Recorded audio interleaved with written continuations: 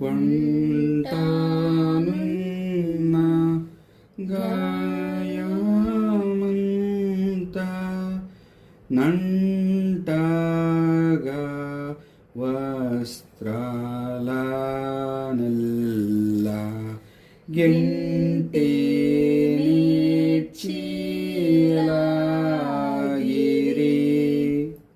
పదవ స్థలము యేసు ప్రభు యొక్క వస్త్రములు ఒలుచుట. యేసుక్రీస్తువా మిమ్మల్ని ఆరాధించి మీకు స్తోత్రం చేయుచున్నాము. ఏలైనా మీ తిరుసులేవ చేత లోకమును రక్షించితిరే. యేసు ప్రభుని వస్త్రములను కొలపాతకులు బలవంతముగా ఒలిచినప్పుడు వారి శరీరముతో వస్త్రములు కరుచుకొని ఉండెను.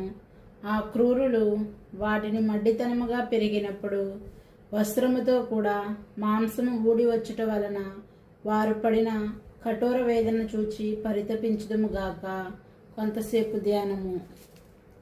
నా రక్షకుడైన యేసువా, ఈ సమయమందు మీరు మీ శరీరమంతటా పడిన బాధను చూచి నేను శరీర సుఖములను వెదకక యుండుటకును విరక్తత్వమునకు విరుద్ధమైన పాపములను చేయక ఉండుటకును సహాయం చేయండి.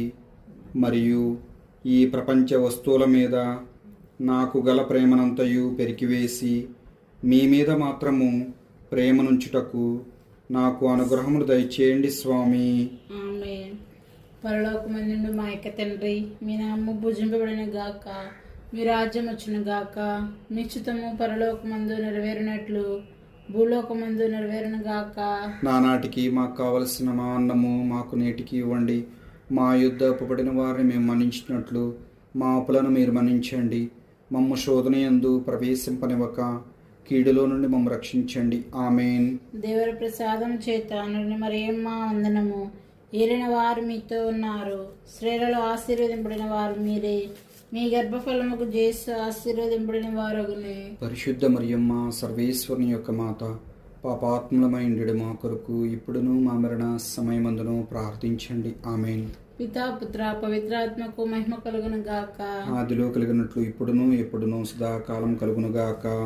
మా మీద దయగా ఉండండి స్వామి. మా మీద దయగా ఉండండి స్వామి. విశ్వాసుల యొక్క ఆత్మ సర్వేశ్వరుని కృపచేత సమాధానమందు విశ్రమింతురుగాక.